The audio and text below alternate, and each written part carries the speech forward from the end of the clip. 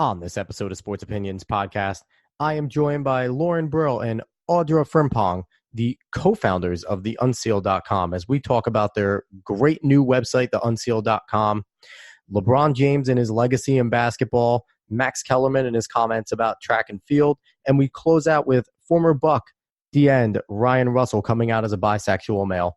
And without any further ado, cue the intro.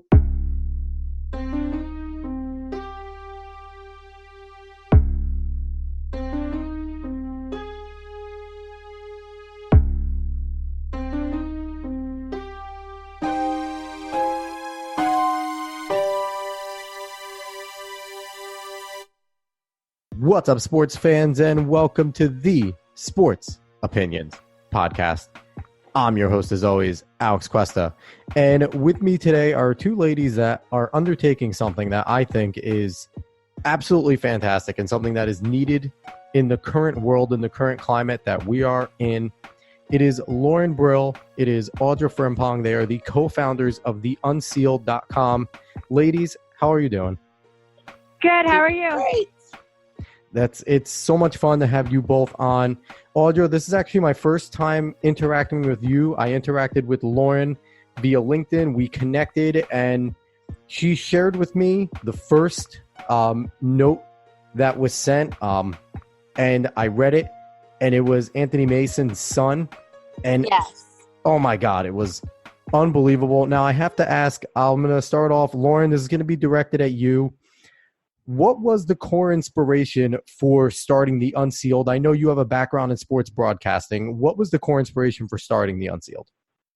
I think we had several inspirations, but I think that at the end of the day, we really both just wanted to create change in the world and do something that we were passionate about.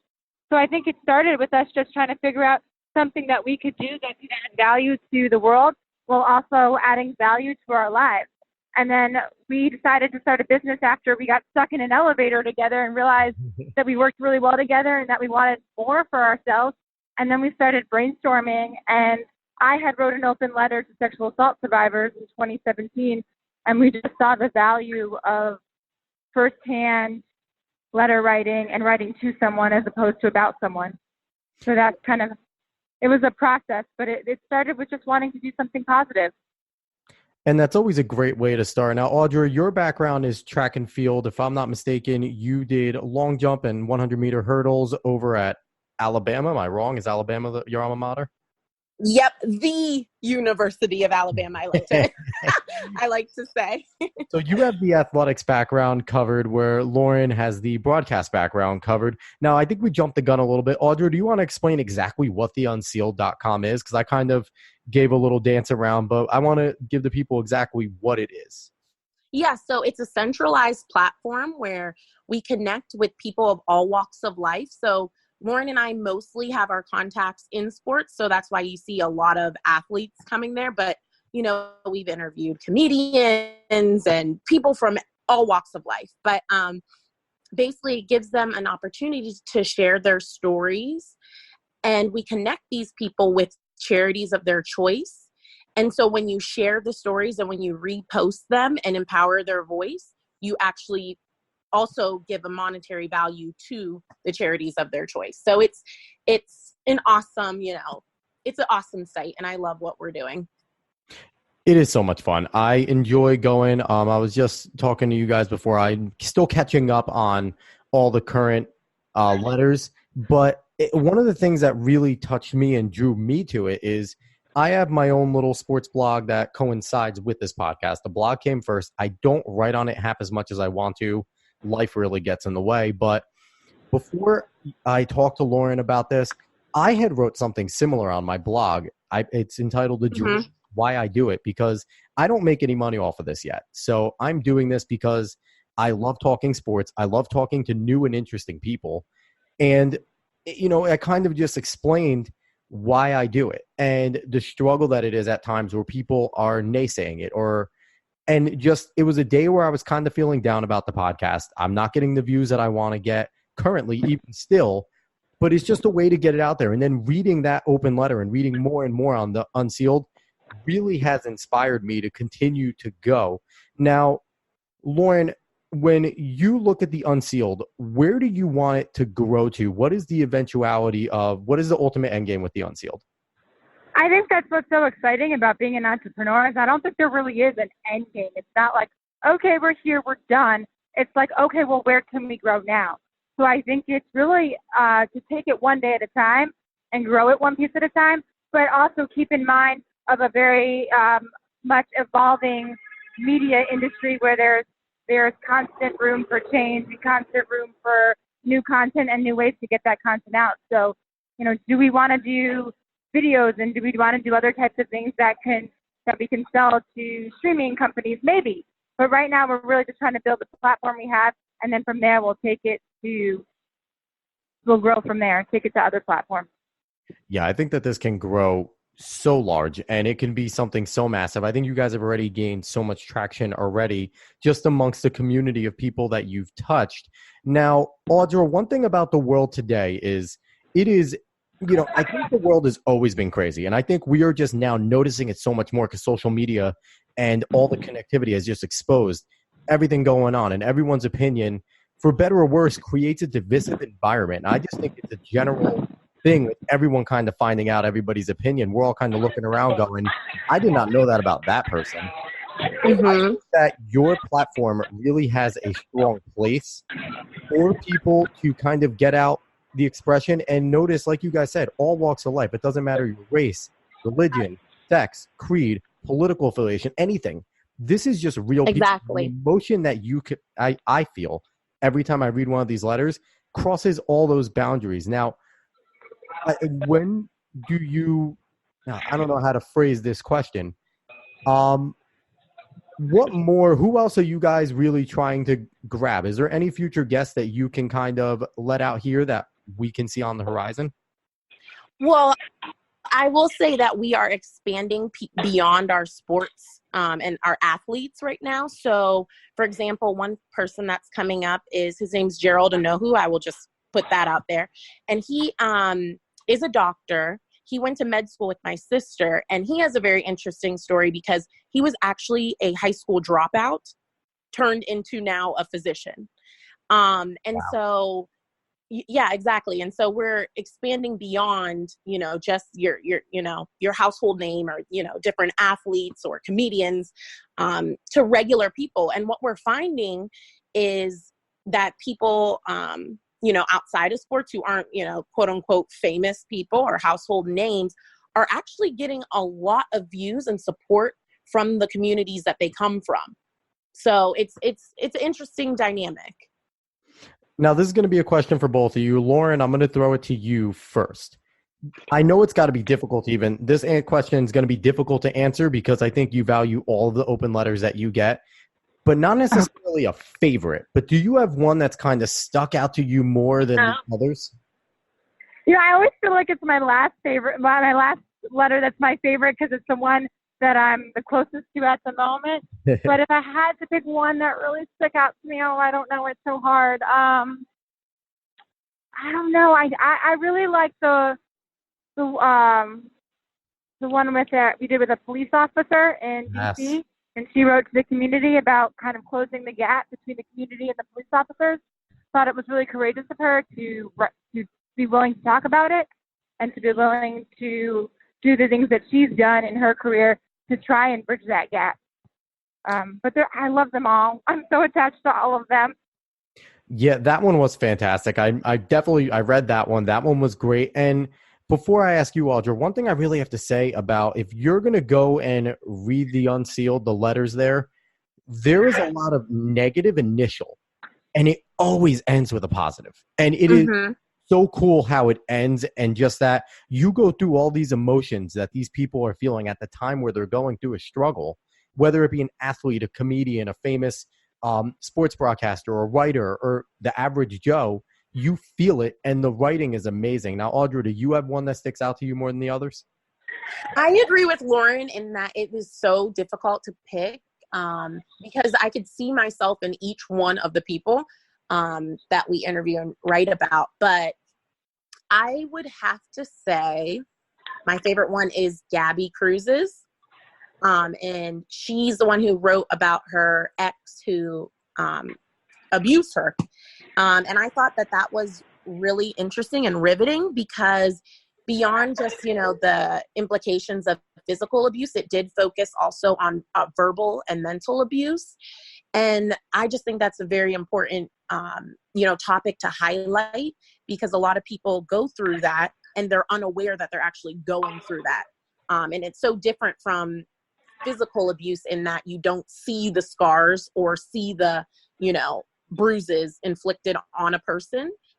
And so I thought it was a very important and crucial story to tell. And I got a lot of feedback from it as well, just from my personal page. Yeah, that's I have not had a chance to read that one. I'm not going to lie. And I'm looking forward to reading it, just like I'm looking forward to reading every single one of these. They are all fantastic. The one that I have to say stuck out to me, which I didn't know the name of the person when I initially read it. The writer was Angela Dennis. I didn't know who she was.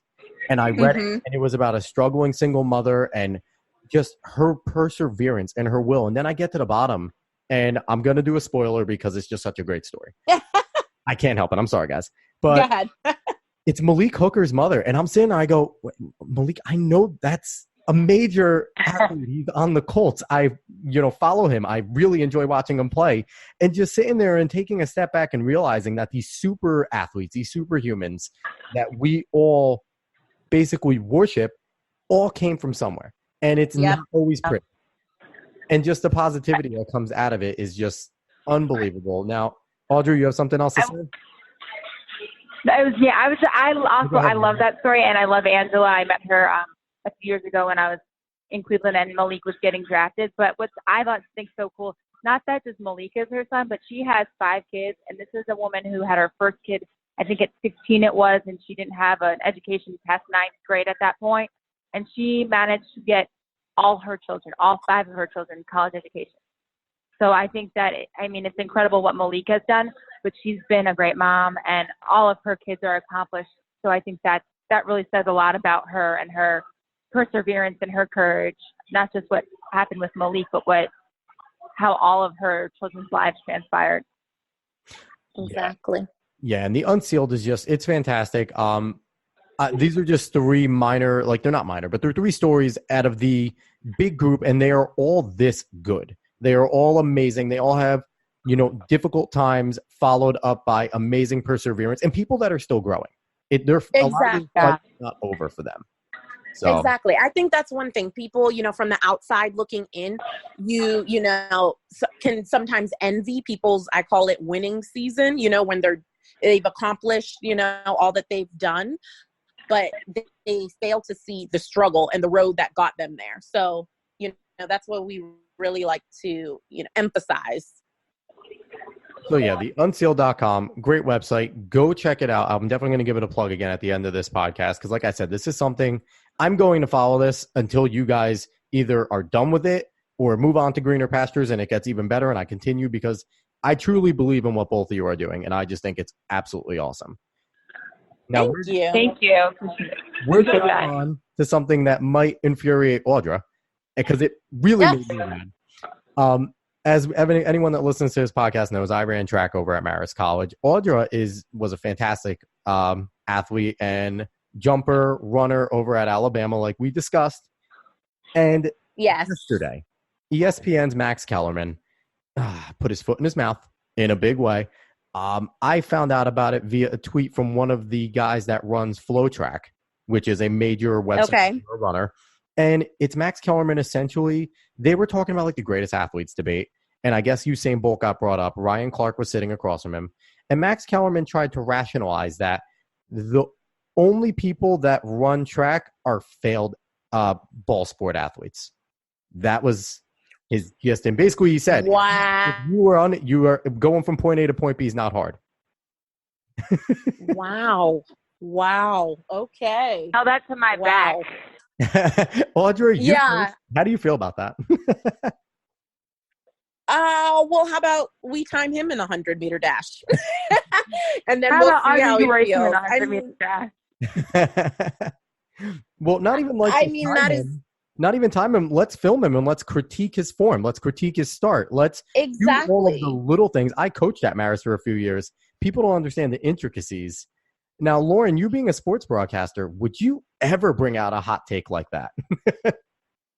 No, I wouldn't, because I also respect people. I think that's really disrespectful to all the athletes who have worked so hard to perfect their form and their craft and everything that they do. I think that's even just, you're minimizing what they've accomplished. And I think also running is incredibly hard because you can't hide behind, a team, or you can't hide amongst a crowd of people. Like, you are really in the spotlight when you run, and the pressure's on you. And if you mess up, it's all on you. Like, as a soccer player, like, if I make a mistake, you'd be like, well, the goalie then also didn't stop the ball.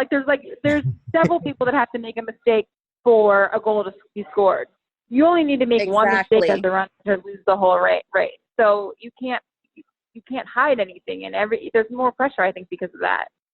And every 10th of a second matters, and that could just be, you accidentally hitting your the side of your leg while you're running, and there you go, that you get tripped up by a 10th of a second. It's so intricate. And speaking of the intricacies, I was a 4x800 meter runner, and Audra, we talked a little before the show, and you're like, that is the hardest event, the 800. But then I thought, you were a long jumper and you were a hurdler, and both of those require basically repetitious, exact sameness in order to get the best results, especially the 100 high hurdles. That you mess up, you nick one of the hurdles, you're done. That's probably your race. Yeah, that's for sure. So just, I don't know. This made me annoyed. I had to bring it up because I needed another trackie to feel the annoyance with me. Yeah. I mean, wow. The amount of, 6 a.m. workouts and, hours of training on the track and weightlifting to make a comment like that is insane and insensitive. Yeah, it's offensive. And what I got to say, when he put that up, I think it's Mike at Mike Flo. When he put that up, there was a flood of comments. Oh, I can imagine. Yeah. And I feel like when guys say something like that, it's with the intent of getting that backlash and getting that attention. Oh, yeah. Max Kellerman is definitely a shock jock. And I appreciate, he's fantastic in terms of his boxing acumen. There aren't many guys that know boxing better than him. But I don't know. I think he's a little bit of a fish out of water sometimes when he's sitting up there with Stephen A. Smith, who is, I think, a little more well-versed in terms of his sports knowledge. But I don't want to bash Max too much. We're going to go on to somebody who has really been getting bashed towards the end of his career, and he's getting to the twilight. Arguably the greatest player in the history of basketball. There's a lot of people out debate. MJ's there, Wilt, Oscar Robertson, but LeBron James is in that conversation. Lauren, you said he's currently one of your favorite athletes to watch play. Yeah, and it's funny because when I started off my career, I couldn't stand him. I actually loved hating him. But he's just such a dynamic player. He has grown so much through the years, and he still has such an incredible work ethic. And when you're really different and you're really talented at anything, I think you're going to get stones thrown at you. So he's always going to get criticized, and he's always going to use it as motivation because he's that kind of guy that is a little bit sensitive. Even though he says he doesn't listen to it, he hears it. And he just uses it to drive him, but he's always going to have critics.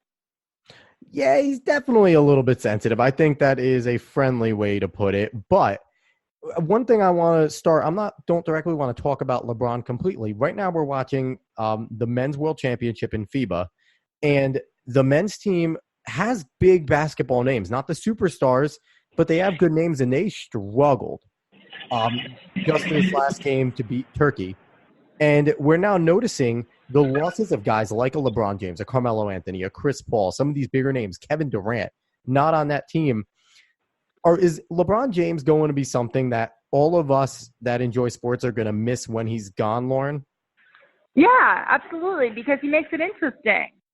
He has he's not a boring personality, and he's not a boring player. So I absolutely think that he is someone people are going to miss, both for his talent and also for his voice. Look at all he's done, and the Taco Tuesday. He makes the sport. But at the end of the day, this is entertainment, and he entertains on every level. Now, Audra, how do you feel about LeBron James? What are your feelings? Are you a big fan of his? Are you one of the LeBron haters? What are you on LeBron? I I love LeBron James. So I actually grew up in Ohio, Northeast Ohio, about 45 minutes away from Akron. So I remember hearing about him, you know, when he was about to be drafted and all of that.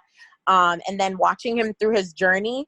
Now, a lot of my friends did start to hate him when he went to Miami, but I still supported him. You know, I didn't burn any jerseys. Because I just felt like, you know what, coming from Northeast Ohio, if I get a chance to move to Miami, I'm going. So I've always been a huge supporter of LeBron.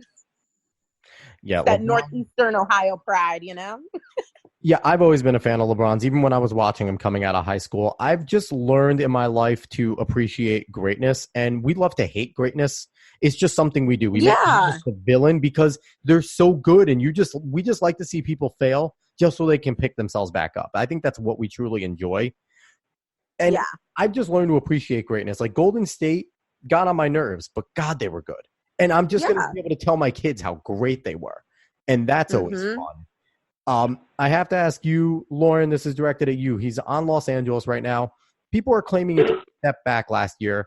I didn't see it. I saw a guy working with a young group and still having great numbers, putting them in fourth place in the West before he shut it down. Do you think within this time frame, before Bronny Jr. comes up and plays and he forces a trade to wherever Bronny goes, do you think he's going to get a championship in LA? Ooh, that's a tough question. I thought you were going to ask me if I thought he'd step back. Oh gosh, that's a tough question. I don't know, and I don't even know that he's confident that could happen. It's such a tough question to answer because he's still got a few years to do that, and you know, with the NBA, teams change so much from year to year, not just within potentially the Lakers organization, but all the teams. So I think that's something that's really too hard to predict. How about you, Audra? Do you think that LeBron gets a championship with the Lakers before his time is done there? I agree with Lauren. It is so unpredictable. I can't even say. We'll just see what happens. All right. So, Audra, while I'm still with you, who do you have a favorite team for next year to win it all? I don't. I'm not a team person. I'm an athlete person. Okay. So I always cheer on athletes rather than team. And then at the end, I'm a bandwagon person. I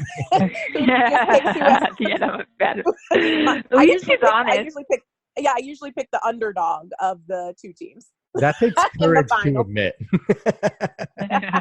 Lauren, except for when it comes to Alabama in college football. Bama could start giving some of it back, all right? I'm tired of Bama. I'm a Florida State fan, so Bama can go somewhere.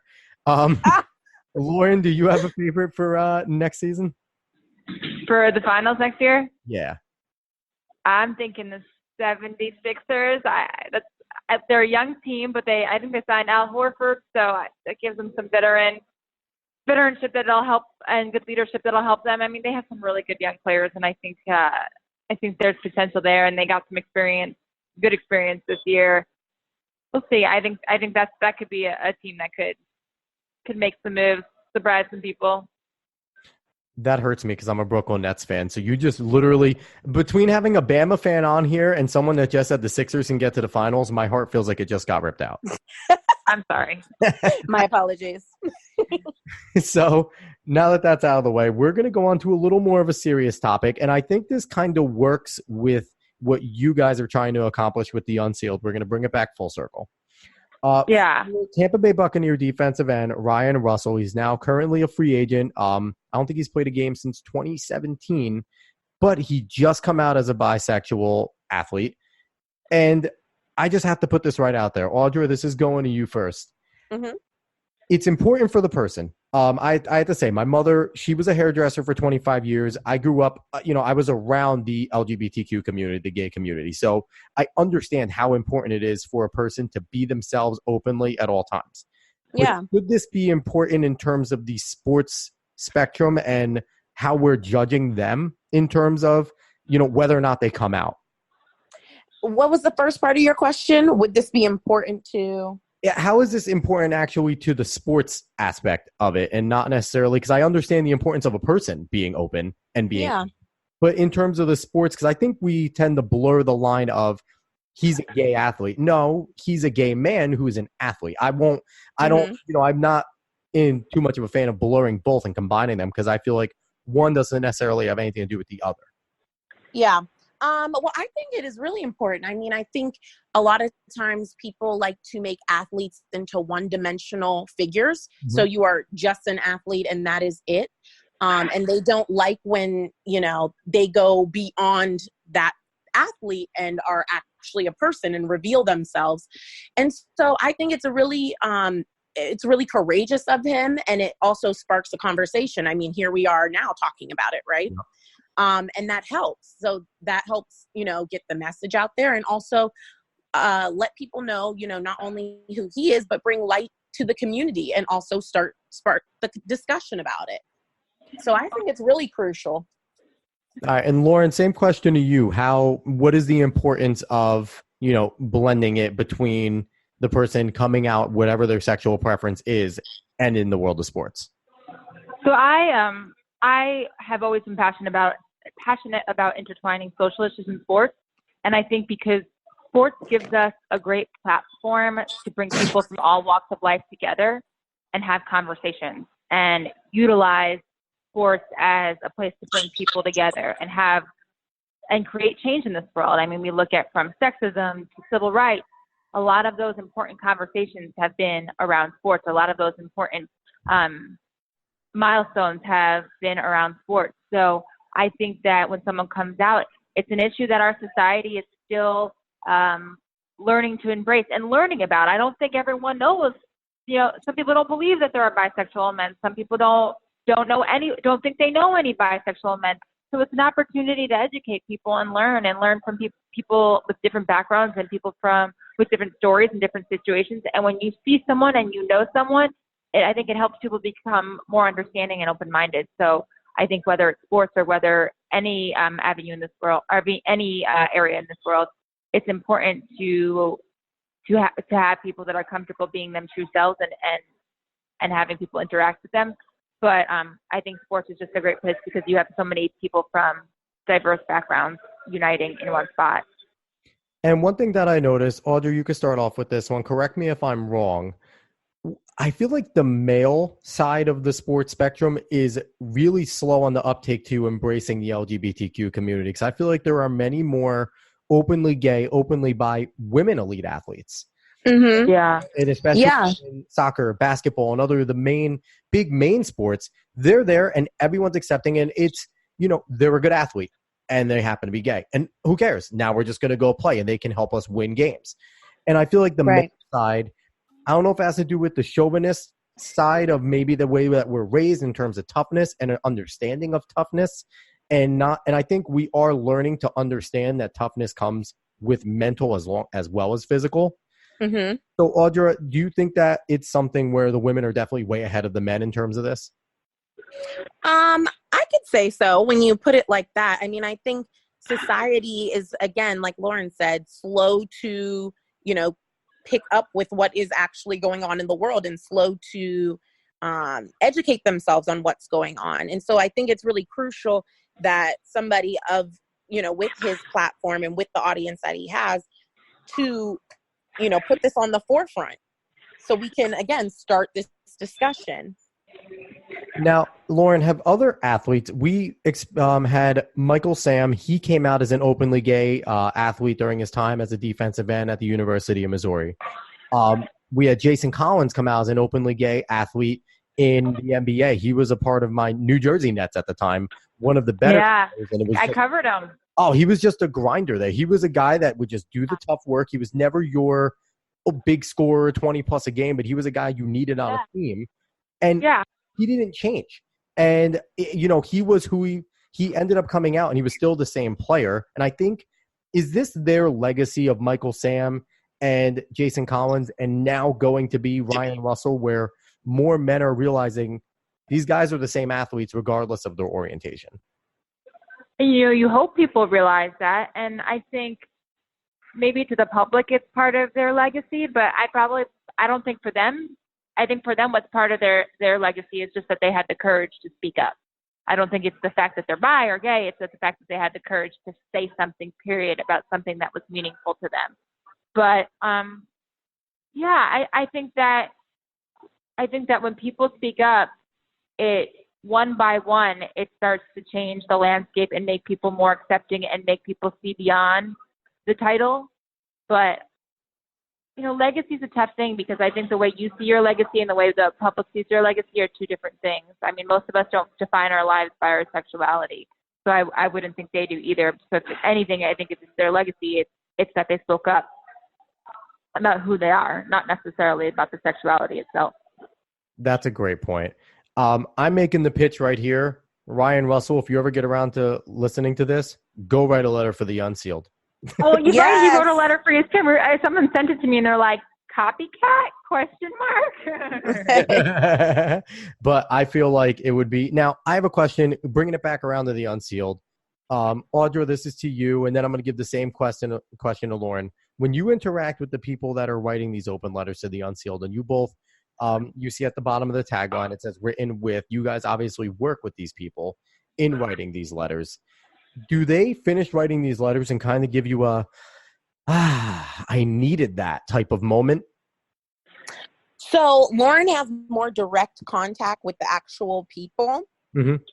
She does the interview because that is her specialty. But I can say that we ghostwrite for them. And so we work together in actually forming the letter. And the reactions that we get from it are tears. Thank you for sharing my story. Thank you for helping me, thank you for helping me form my story and actually put it into words. Those are the reactions. It's gratefulness, appreciation, and just, a lot of times people, they know their story, but then when they actually see it on paper, they're like, wow. They're like proud of themselves all over again. Yeah. And Lauren, what has the reaction been for people not that have written the letters, but for just people on the outside that are reading all of these letters?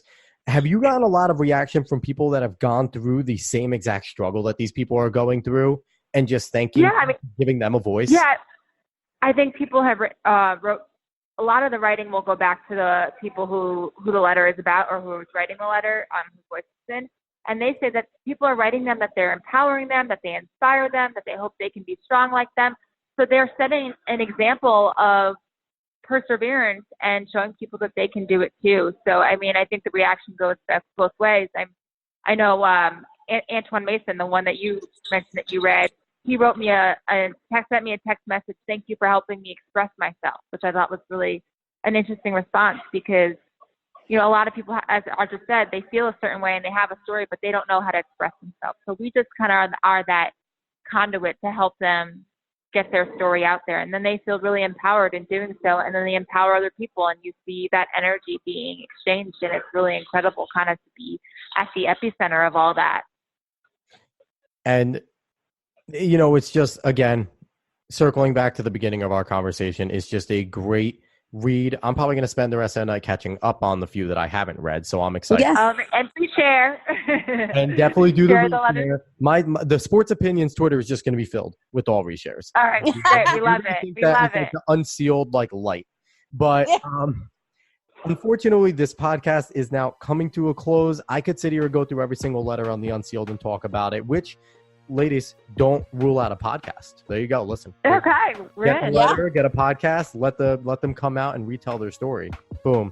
If you do that, give Sports Opinions a little credit here. That's right. I will, for sure. But again, everybody, this is Audra Frimpong, Lauren Brill, the co-founders of the Unsealed.com. If you can't tell the way I'm speaking about it, go visit it. I really believe in it. First, Audra, do you have any social media, any sort of shout outs that you want to give in terms of you at all? Yes. Well, follow us on Instagram. We are _Unsealed. Also on our page, www.theunsealed.com.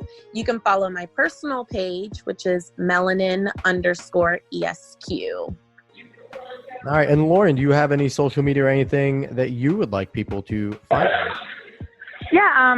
Audra mentioned the Unsealed, and then also I have Instagram, Laura Brill, Laura_BRILL. And then we have also Facebook pages, the Unsealed on Facebook, the Unsealed on Twitter, and then I'm also on Twitter and Facebook, and you can just search my name, Lauren Brill, LaurenBrill. And make sure you guys go to the website and subscribe so you get our newsletters. We won't spam you. We just send newsletters out with our latest stories. So just go up to, and it doesn't cost anything. Go to our site, give your email, and you're in. You're in our exclusive club. That's right. Definitely go do that. And again, everybody, I'm Alex Cuesta, the host of the Sports Opinions podcast. Find me on Twitter and Instagram at @A_Cuesta30. Find Sports Opinions on Twitter at SportsOpinion30, Instagram Sports Opinions 30. Visit the Facebook page and go find this podcast and all the other podcasts that I record and all the other podcasts under my umbrella that is now growing. Go look everything up that has to do with sports opinions. And if you like what you hear here and other places, give me a good rating and review on whatever you're listening to. Again, go visit theunsealed.com. Ladies, I look forward. I am demanding that you guys come back on at some point because this was lots of fun. And I just want to update on what's coming new with the Unsealed occasionally with both of you. We would love to. All right. So everyone, with that, this was the Sports Opinions podcast. Have a good one, everybody.